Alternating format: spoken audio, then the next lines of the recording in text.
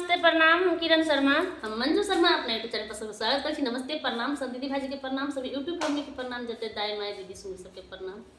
और हम दोनों देवरानी जेठानी जा रहे छी बहुत प्यारा सा करवा चौथ सोहर गीत गाबा। अहाँ सब जरूर सुनाब और कमेंट करके जरूर बताएब। बहुत प्यारा सा गीत छै ये और जरूर कमेंट करब। आ बहुत नजदीक करवा चौथ आबि गेल छै। आइ हम सब सामानो किने जेबै करवा चौथ के। देहरी बैसल अहाँ सासु छियै हमर बचन सुनु हे सासु हे हमहु करब